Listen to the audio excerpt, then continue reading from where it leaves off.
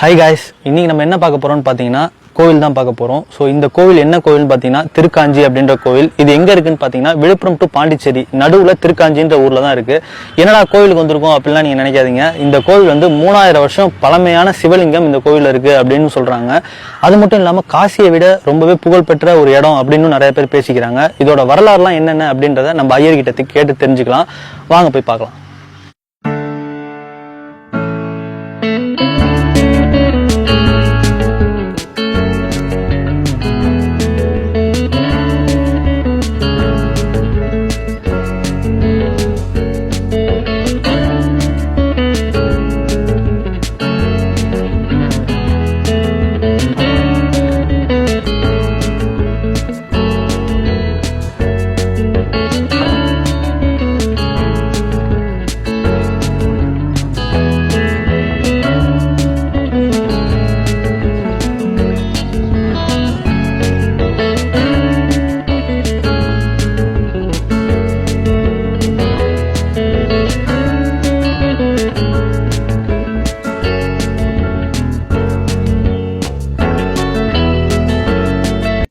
வணக்கம் சாமி. இந்த கோயில் வந்து ரொம்ப பழமையான கோயில் அப்படின்னு நிறைய பேர் சொன்னாங்க. ஸோ இதோட வரலாறு என்னென்ன அப்படின்றத நீங்கள் கொஞ்சம் சொன்னீங்கன்னா எல்லாருக்கும் யூஸ்ஃபுல்லாக இருக்கும்.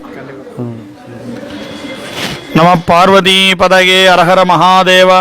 தென்னாருடைய சிவனையை போற்றி எந்நாட்டவர்க்கும் இறைவா போற்றி. இந்த க்ஷேத்திரத்துக்கு திருக்காஞ்சி அப்படின்னு பேர். இந்த க்ஷேத்திரம் வந்து அகத்திய பெருமான் அவருடைய கையினால் பிரதிஷ்டை செய்யப்பட்ட சிவலிங்கம் தான் இங்கே மூலவராக இருக்குது. அகத்தியர் வாழ்ந்த காலத்தில் இந்த இடத்துல ஒரு தனி சிவலிங்கத்தை பிரதிஷ்டை பண்ணார். அந்த சிவலிங்கத்துக்கு என்ன பெருமை அப்படின்னா ஷோடச கலாலிங்கமாக பிரதிஷ்டை பண்ணார். ஷோடசம்னா 16ன்னு அர்த்தம். 16 பட்டைகள் உடைய லிங்கம். இப்போ பொதுவாக லிங்கம் அப்படின்னா மேலே வந்து பார்த்தீங்கன்னா ரவுண்ட் ஷேப்பில் அந்த பானம் இருக்கும். ஆனால் நம்ம மூலவருக்கு 16 பட்டைகளோடு இருக்கும். 16 பட்டைகள் இருக்கிறது பூர்ண கலாலிங்கம், சந்திர கலாலிங்கம் அப்படின்னு சொல்லிட்டு ஷோடச கலாலிங்கம்னு ஆகமங்கள் சொல்லுது. அப்படின்னா என்னன்னா 16 கலைகளோட பூர்ணமா 16 செல்வங்களும் தரக்கூடியவராக இந்த சிவலிங்கம் இருக்கிறதாக அப்படி ஒரு லிங்கத்தை அகத்தியர் பிரதிஷ்டை பண்றார். அகத்தியர் பிரதிஷ்டை பண்ண உடனே ஒரு பூஜை பண்ணணும் அப்படின்னா அதுக்கு நல்ல தண்ணி வேணும், நல்ல பூ வேணும், அப்போ நல்ல ஜலம் வேணும்னு சுவாமியை பிரார்த்தனை பண்ணுறார். பிரார்த்தனை பண்ணுறப்போ சுவாமி வந்து வராகரை கூப்பிட்டு இங்கே ஒரு புனித நதியை உருவாக்க சொல்கிறார். செஞ்சின்ற ஊரில் இருந்து பாண்டிச்சேரியை நோக்கி ஒரு நதி பாயிடுறது, அதுக்கு பேர் வராக நதினே பேர். அது இப்போ வராக பெருமாளுடைய கொம்புனால கீறி ஏற்பட்ட ஒரு நதி. அந்த நதி வந்து மேற்குலேருந்து கிழக்கு திசை நோக்கி பாஞ்சின்னு இருக்கு. அந்த நதி இந்த திருக்காஞ்சி இந்த க்ஷேத்திரத்துக்கிட்ட வர்றதுக்காக வராகர் வந்து அதை திருப்பி விடுறார். திருப்பினாக அது யூ ஷேப்பில் திரும்புது. அப்போ இந்த கோயில் கிட்ட ஒரு 300 மீட்டர் அளவு மட்டும் வடக்கு நோக்கி அந்த தண்ணி பாயும்.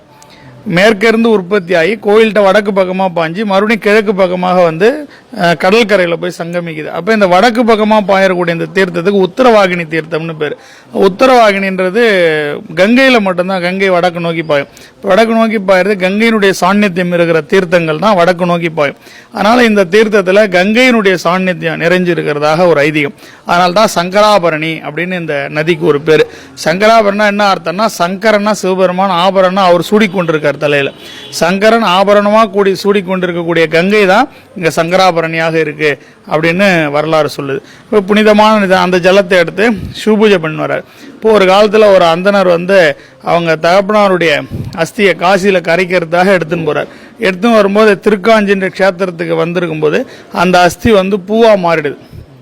காசிக்கு எடுத்துன்னு போனாக்கா அது அஸ்தியா இருந்து அதை பரீட்சை பண்ணுறதுக்காக மறுபடியும் இங்கே வரார். இங்கே வந்து பிரித்து பார்த்தா அது மறுபடியும் பூவாக மாறிடுது.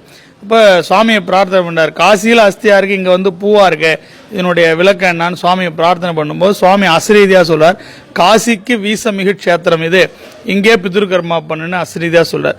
அதனால காசிக்கு போய் நம்ம சுவாமி தரிசனம் பண்ணாலோ காசியில் கங்கையில் ஸ்நானம் பண்ணாலோ என்ன பலன் கிடைக்குமோ அதை காட்டிலும் கூடுதலான பலன் தரக்கூடிய க்ஷேத்திரம் தான் இந்த திருக்காஞ்சி என்று சொல்லக்கூடிய க்ஷேத்திரம். அதனால இங்க முன்னோர்கள் சாபத்தை நீக்கக்கூடிய க்ஷேத்திரம். முன்னோர்களால் ஏற்படக்கூடிய எந்த சாபமாக இருந்தாலும் நீங்கிடும். அந்த அஸ்தி பூவா மாறிச்சு இல்லையா, அந்த நாள் வந்து மாசி மாசம் மக நட்சத்திரம். இங்க மாசி மகம் தான் ரொம்ப விசேஷமான பிரம்மோத்சவம் நடக்கக்கூடிய காலம். அந்த காலகட்டத்தில் மாசி மகத்த அன்னைக்கு இந்த கோயிலுக்கு வந்து சுவாமி தரிசனம் பண்ணி இங்க முன்னோர்களுக்கு உண்டான தர்ப்பணம், திதி கொடுத்தல் இதெல்லாம் நம்ம செஞ்சோம் அப்படின்னா முன்னோர்கள் எந்த பாவங்கள் பண்ணியிருந்தாலும் அதை எல்லாத்தையும் மன்னிச்சு சுவாமி எல்லாரையும் சொர்க்கத்துக்கு அனுப்புறதாக இந்த க்ஷேத்திரத்தினுடைய புராணம். அதனால இங்க மாசி மகம் ரொம்ப சிறப்பு வாய்ந்தது. இந்த கோயில்ல வந்து காமாட்சி மீனாட்சி 2 அம்பாள் சுவாமிக்கு 2 அம்பாள் இருக்கிறதுனால சுப காரிய தடைகள் நீக்கக்கூடிய க்ஷேத்திரம். இது பழமையான கோயில் வந்து பாத்தீங்கன்னா ஆத்தங்கரை ஒட்டிலே இருந்தது. ஒரு பெரிய வெள்ளம் வந்தப்ப அந்த கோயில் வந்து ஆத்து உள்ள இறங்கிடுது. அதன் பிறகு அங்கிருந்து விக்கிரகங்களை மட்டும் அந்த ஊரால் எடுத்துன்னு வந்து அப்புறமா ஒரு கோவில் ஆரம்பிச்சு இப்போ புனருத்தாரணம் பண்ணி 2016 கும்பாபிஷேகம் ஆச்சு. மேலும் இன்னும் மேன்மையான பணிகள்லாம் தொடர்ந்து நடந்து கொண்டு வருது. இந்த சுவாமியை தரிசனம் பண்ணால் என்ன புண்ணியம்னா 16 செல்வங்களும் தரக்கூடிய சிவன், முன்னோர்களுடைய சாபத்தை நீக்கக்கூடிய க்ஷேத்திரம், காமாட்சி மீனாட்சி 2 அம்பால ஒரே நேரத்தில் தரிசனம் பண்ணக்கூடிய க்ஷேத்திரம். இவரை வழிபடுறதுக்கு உகந்த நாட்கள் வந்து அமாவாசை, பௌர்ணமி. இதை முன்னோர்களுடைய சாபத்தை நீக்கிறதுனால அமாவாசை அன்னைக்கு நாம இங்க வந்து தரிசனம் பண்ணா நம்முடைய முன்னோர்கள் சாபம் நீங்கும். பௌர்ணமி அன்னைக்கு வந்து தரிசனம் பண்ணா எல்லா விதமான 16 செல்வங்களும் நமக்கு கிடைக்கும். அதான் அந்த க்ஷேத்திரத்தினுடைய விசேஷம். இது எத்தனை வருஷமா இருக்கு சாமி இந்த சிலை? அகத்தியர் காலத்துல பிரதிஷ்டை பண்ணது அது மட்டும்தான் நமக்கு இவ்வளவு வருஷம் நம்ம சரியா கணிக்க முடியாது. அகத்தியர் 3000 ஆண்டுகளுக்கு முன்னாடி வாழ்ந்தவர். அப்ப அகத்தியர் காலத்து சிவலிங்கம் இது.